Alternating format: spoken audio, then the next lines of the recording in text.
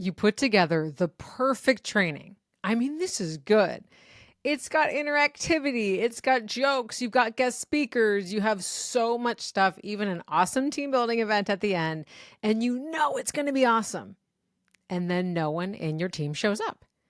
And it takes you back, way back to like being in third grade and planning the perfect birthday party and staying up all night panicking that nobody's going to show up.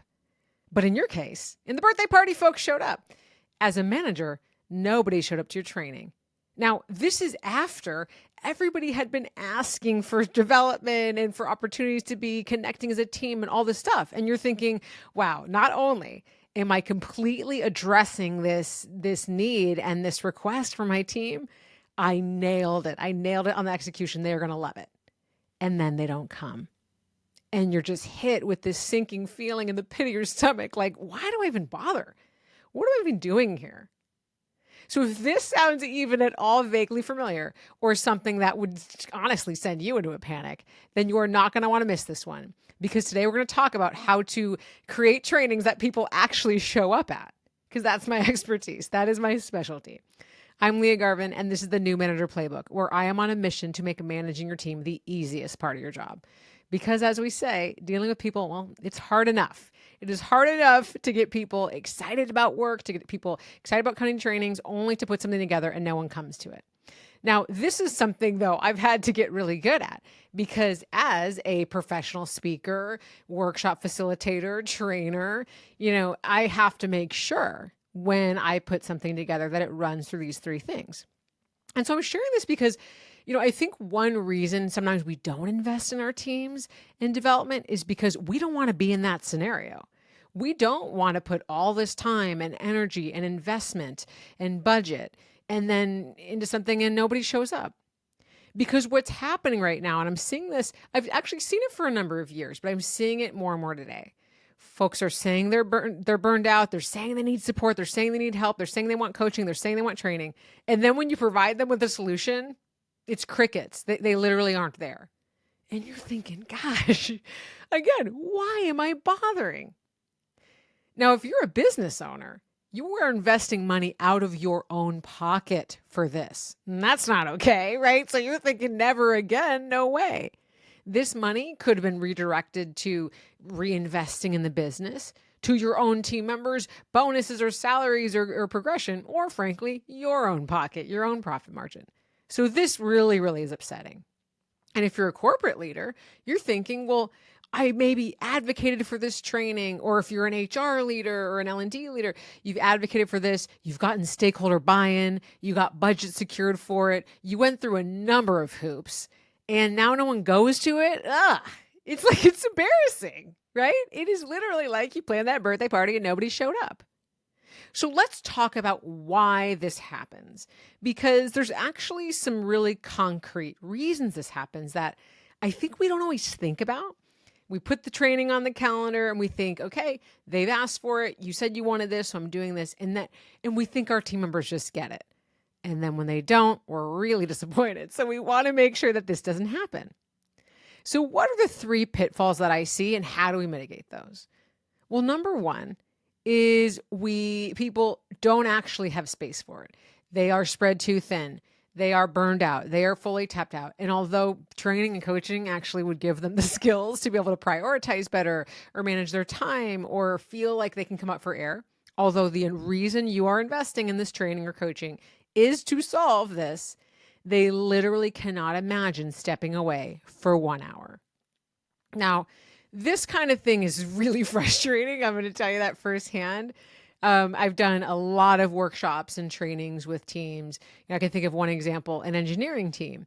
And the engineering managers were feeling so spread for time. They had no time. They had, everything was a P0. And in engineering speak, that means a flaming emergency. So everything was a P0. They had, 10 different requests coming in every day. Their deadlines were hitting on them, and they were worried, other teams were asking that their engineers to be working on more stuff, and they were just like, I'm spread so thin, I can't do this.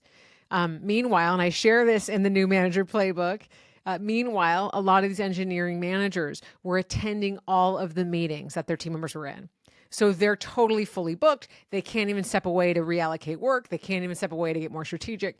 And actually, like, the training I was hosting was going to really give them a sense of how to kind of rethink delegation. But the thought of stepping away, folks were really, really upset, and they really didn't know how to deal with that. Now, I share this example because this is probably going to be the number one piece of pushback you get from your team. Or again, if you're an HR L&D leader, the biggest pushback you'll hear from your stakeholders is, hey, people don't even have time to sit down for even an hour or two and get training. And the reality is people can't afford not to.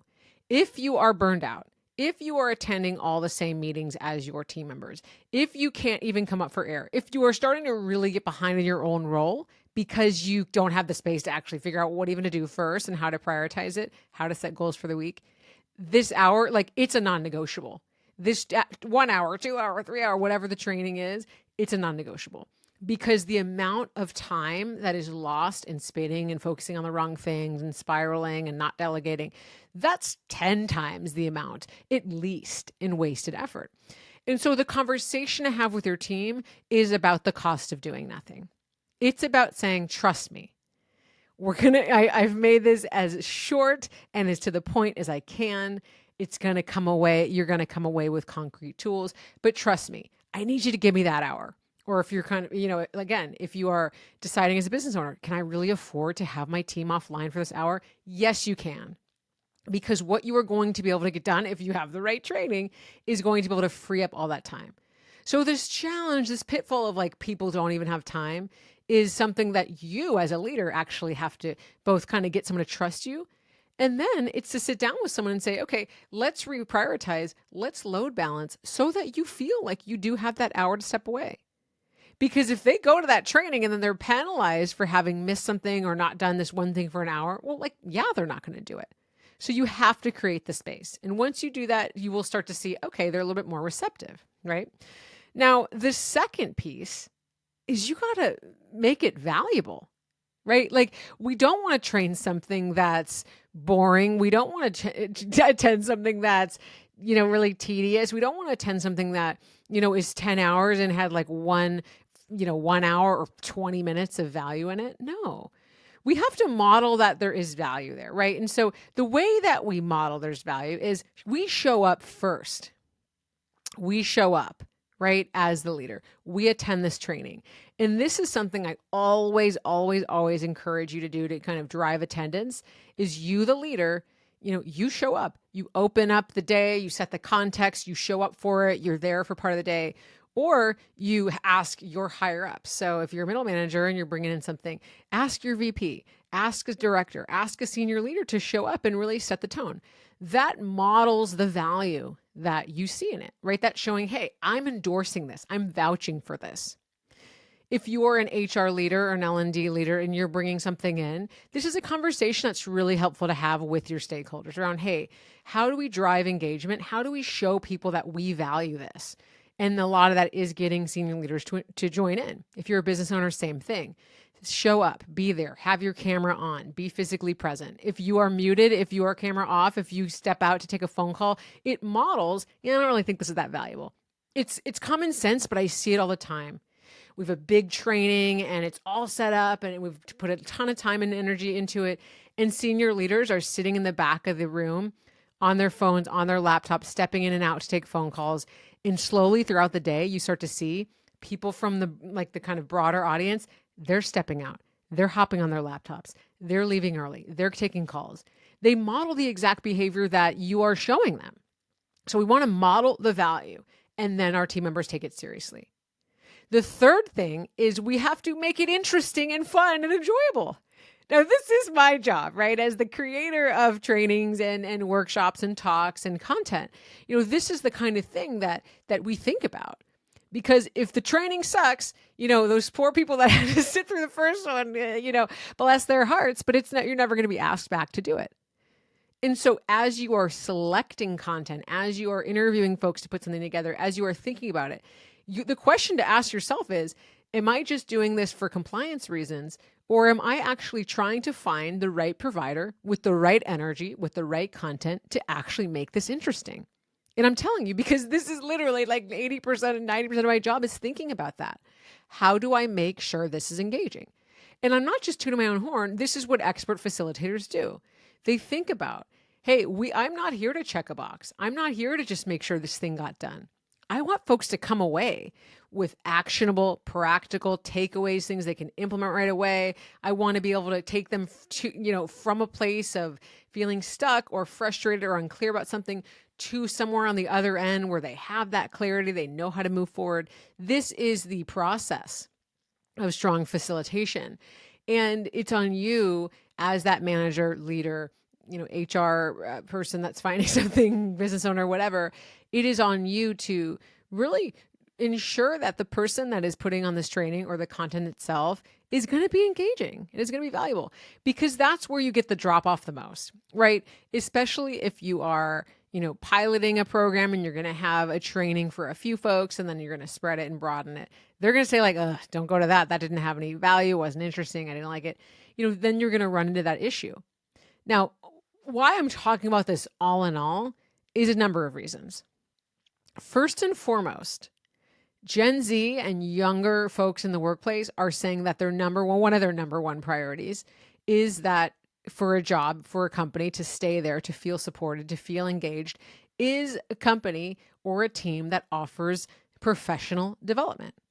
So your people are asking for this, especially folks that are newer to the workforce. And so as Gen Z grows the presence in the workforce, this is going to be an expectation more and more. But we're met with the paradox. Okay, Gen Z says they want it, and no one's freaking showing up for the stuff that we're creating. And that's why I put this together. Not because of the stat that people say they want it, because I've heard that for years, right? When I made trainings, I worked a lot on programs, leadership development programs, manager trainings, all sorts of things back when I worked at Google. And it was because people asked for that specifically. So we would put something together. And then because deadlines were so hectic and people were spread so thin, the same folks that filled out the survey and asked for the things, they wouldn't show up. They'd say they didn't have time. So I've run into that other issue that you're experiencing, right? And I had to deal with this firsthand, and I had to think about how are the very same people who are asking for these things, why aren't they showing up? And it was because of these three challenges. One, they felt like they couldn't step away. They didn't have time. If they actually stepped away, they would get behind, and then that would be worse for them. Two, the leaders didn't model the value. They weren't showing up, and it felt like, am I supposed to prioritize this? Maybe not. And three, they weren't interesting, right? Or they were worried they wouldn't be interesting. So we've got to hook people in. And those are the ways we do it. And so when you are thinking about, oh gosh, I don't want to put something together, and because of these three things, because no one's going to show up, run through that list, make sure they feel they can step away, make sure that you've modeled that value, make sure that you found something interesting and engaging. And then you will see that. Because when people do attend and they do stick through it and they do show up for these things, that's where you see the exponential growth in skills, in capacities, in engagement, and feeling bought in. Because when people feel like their company is investing in them, they invest right back. That builds so much loyalty and engagement and even a sense of purpose and meaning, feeling like, hey, I'm really growing in my career. We can't actually get that if we're not attending things like training and development opportunities within our company. But I don't think our team members honestly always realize hey, I'm also choosing not to show up, so it's kind of on me. We know they kind of blame the company still, right? They still blame the company. They think you should have just done a better job at it. So let's do a better job. And I'm telling you, this is the list that I run through when I'm designing a program, when I'm designing a workshop, a keynote, a program, a training, whatever it is. Because we've got to make sure, if we are going to put the effort in, if we are going to invest the time, the money, ask people to step away from their jobs, even if it's for an hour, we've got to make it worthwhile. And it's easy to do when someone has thought through these things. So I encourage you not to give up, because we are in, if you're listening to this real time, we're in the middle of September, and we've got a decent amount of time in the end of the year. And a lot of times folks do start to put together trainings and kind of different development opportunities for folks, because, it's a really great time to do that heading into the end of the year. So let's do them the right way. Let's get folks engaged. Let's give them content they are excited about, that they can really relate to, that they can do something with. because they're asking for it, but they aren't going to show up, even if they ask for it, if they don't feel like it's worth it. All right. And you know who to call to give you that content that's really going to hit on all of these things. I work closely with both HR leaders, business owners, team leaders to really define what's the messaging. How do we get folks to really see the value? How do we get razor focused on what are the clear actions and takeaways and really, implementation details that folks need to feel like, yes, this was worth my time. So if you need support there, of course, as always, hello@leahgarvin.com, and I've got you covered. See you next time.